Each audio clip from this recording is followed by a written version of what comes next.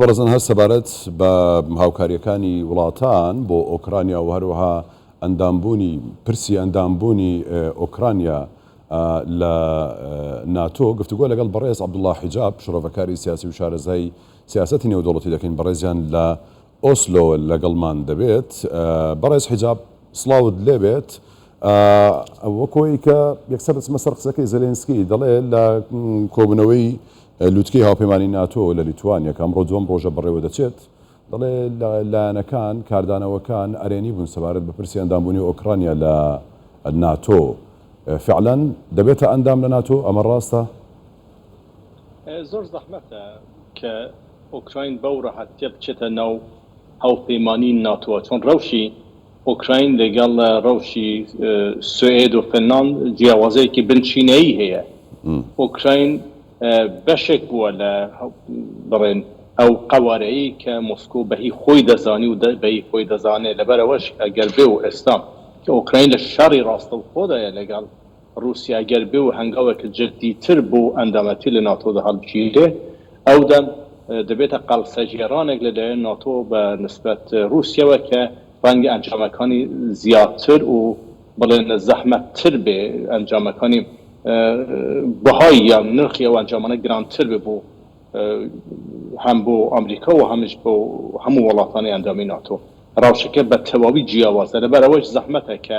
ئێستا ناتۆ بتوانێت هەر بەو ئاسانیە ئوکراین وەربگرێ، بەڵام ڕاوتی یارمەتیدانی ناتۆ بە ئوکراین لە مێژە دەستی پێکرد و ئێستاش هەموو ئەو یارمەتیانەی کە هەیە کە پێویستە دەیدەنێ جیاوازی لەوەدەیە کە ئەگەر بێ بە ئەندام یانێ لە ڕاستیدا ڕاگەیاندنی شەڕ لەلایەن سی وڵاتەوە بە رووسیا، و ئەوەش ئێستا نە بە قازانجی وڵاتانی ئەندامی ناتۆیە، نە بە قازانجی ئاشتی جیهانیە و نە بە قازانجی ئاسایش و ئەولەکاری یا بڵێن ئیستقرارە لە ئەوروپا. زەحمەتە کە وڵاتانی ناتۆ ئێستا هەڵەیەکەوە بکەن. باشە، بە قازانجی وڵاتە ینی ئاشتی جیهانی نابێت. هەر ئەو قسەی کە ئەمریکا باسی دەکات ئەگەر وابێت ببێتە ئەندام لە ناتۆ، ئەوە ڕاستە خۆ دەکەونە شەڕەوە لەگەڵ رووسیا. ئەمە ڕاستە؟ جەنگی جیهانی سێم ڕوودەداتەوەی کە باس دەکرێت. خاڵی پێنجی هاوپەیمانی ناتۆ ئەوە دەڵێ، ینی شەڕ لەگەڵ ئەندامێکی ناتۆ بە واتای شەڕ لەگەڵ هەموو ئەندامانی ناتۆیە، کەوا بووە ئەگەر بێ و ئێستا ڕەوشێکی وا بێتە پێشێک کە ئۆکراین بە شێوەیە ڕاستەوخۆ ببێت بە ئەندامێکی ئاکتیو یا بڵێن بە ئەندامێکی ڕاستنی، ئەندامێکی فەرمی لە ناتۆدا، بە واتای ئەوەیە کە وڵاتانی ئەندامی ناتۆن دەبێ هەمویان بە شێوەیە ڕاستەوخۆ کەونە شەڕەوە لەگەڵ رووسیا. بەشێکی ئەندامانی ناتۆ ئێستا نایەنەوەی وەزعیەتێکی ئەوە بێتە پێشە، بە تایبەت وڵاتێکی وەک تورکیا کە لەژاری باسێکی گەرمە ئێستا پێخۆشە پەیوەندیەکانی لەگەڵ رووسیا ڕابگرێ و تەنانەت گەرمتریش بکە، کەەوە بوو وڵاتێکی ئەوە پێخۆش نییە بچێتە شەڕەوە لەگەڵ رووسیا. لە هەموو مەسیری ئۆکرانیا چی دەدوێت لەم نێوەدا؟ بەڵای ئەگەر بێ و ڕەوشێکەوە بێتە پێشە، ئەودەم چین و وڵاتانی تریش بێوەڵام نابن، ئەو وەختە وەزعیەتی جان زۆر دەشێوێ. من پێم وایە وەزعیەتی ئۆکراین ئەوەی کە ئێستا دەیبینن ئەوەیە کە چەکوچۆڵی زیاتری دەدەنێ، ئیمکاناتێکی زیاتری بۆ تەرخواندەکان، بەڵام ئیمکانی سەرکەوتنی ئۆکراین لە شەڕی ڕاستەوخۆ لەگەڵ رووسیادا زۆر زۆر لاوازە. وەختەیەکی دەڵم زۆر زۆر لاوازە بە وەتای نییە کە ناممکنە، بەڵام زەحمەتە کە بە شەڕی چەکداری وڵاتانی ئەندامی ناتۆ کە پشتیوانی دەکەن لە ئۆکراین بتوان ئۆکراین لە شەڕی لە دژی رووسیادا یا شەڕی لەگەڵ رووسیا سەرکەوتنی بۆ مەسۆگەر بکەن. من پێم وایە کە لە کۆتاییدا هەر دەبێت ڕێگا چارەیەک ببینەوە کە دیالۆگێک دەست پێ بکە لە بین ئەو دوو وڵاتەدا و لە ڕێگای دیالۆگەوە بتوانین مەسەلەکان چارەسەر بکەن. لە هەمان کاتیشدا هەندێک فاکتۆر کە نەدیارن کە زۆر ڕوونین دەتوانێت کاریگەری هەبێ، هەر بۆ وێنە زۆر لە مێژە نییە کە وەزعیەتی هاتە پێشێ ئەو هێزانەی کە بڵێن سەر بە گروپی واگنێر بوون ویستیان ئەو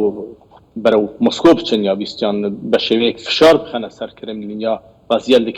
کرێملیندا بگۆڕن، احتمال هەیە کە زۆر شتی دیکەی شاردەوەی ئەوە لە رووسیا هەبێت کە ئێمە ئاگامان لێ نییە. تەنانەت ڕۆژەوە بڵێن لە ئاستی ڕۆژنامە جۆرێکی دیکە، ینی پێت وایە کە شتی لەم جۆرە شاراوە لە رووسیادا هەیە، ئەمە وەکەوەی کە تۆ بۆچوون و تێسەبارەت بۆ نمونە چی؟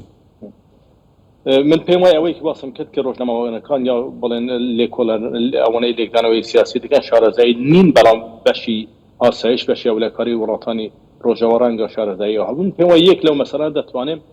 ئێلیتی سیاسی رووسیا هەموو ئەوە نییە کە لە دەوری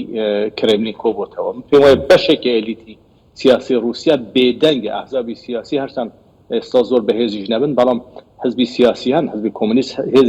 حزبێکی بێدەسەڵات نییە لەوێدا هەرچەند بڵێن ئەو توانایی نییە کە بتوانێت ڕەقیب بێ لەگەڵ پوتین بەڵام پێم وایە ئێلیتی سیاسی پێشوو کە ڕابردووی کۆمونیست بوونی هەیە ڕابردووی لە یەکێتی سۆڤیەت داوێ بڵێن لەو مەکتەبەدا گەورە بووە دەتوانێت لە حالەتێکدا ببێ بە ئەکتەرێکی سیاسی لەبێت بێژگە لەوەش من پێم وایە ئەو ئۆلیگارشی کە ئێستا لە رووسیا هەیە باشە کەواتە بەرز حزاب بۆ چونەی تۆ بێتەوەی کە تۆ باسی رووسیا دەکەی هێشتان بەشێکیان تەواو بێدەنگن لە ینی کە پۆلێنتکردن ئەوەی کە ئەمریکا یاخود وڵاتانی ئەوروپا دەرحەق بە رووسیا دەڵێن لاواز بووە یاخود توانایی بەردەوامی ئەم شەڕی نییە کۆمەڵک بیر و بۆچوون لەولا لەولاش ئەمە هەیە ئەم بیر و بۆچوونانە ڕاست نین دەرحەق بە رووسیا من پێم وایە کە وڵاتانی ڕۆژاوی بۆ خۆشیان دەزانن کە ئەو پرۆپاگاندەیە کە لە دژی رووسیا دەکەن بەشێکی پرۆپاگاندەیە شاری تایبەتە لە بەرامبەر رووسیا شتێکی مەشروع لە شاردا ئەوان تەبلیغاتیەوە لە دژی یەکتر بکەن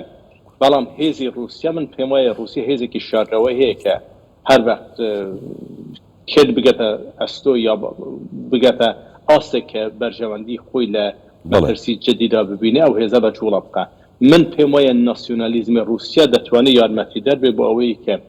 کرێملین لە کاتی پێویستە بتوانێت زیاتر هێز بەکاربێنێ و ئەو هێزەشی هەیە هەرچەند ڕۆژەوە دەڵێ هێزی رووسیا ئێستا لە لاوازیدەوە بەڵام رووسیا هێزێکی گەورەیە هێزێک نییە کە بتوانێت لە شەڕی ئوکرایندا ئەوەندە لاوازی لە خۆی نیشان بدات تەنانەت سیستەمەکەی تێک بچێت ڕەنگەش هەڵە بکەین لە لێکدانەوەکانماندا بەڵام ئەوەی کە ئێستا دیارە هێزی شاردەوەی رووسیا زۆر لەوە زیاترە کە ئێستا ئێمە بەڕواڵەت دەیبینین بڵێ بەڕێز عەبدوڵڵا حیجاب شۆڕەڤەکاری سیاسی و شارەزای سیاسەتی نێودەوڵەتی لە ئۆسلۆ لەگەڵمان بووی سوپاس ماندوومان کردیت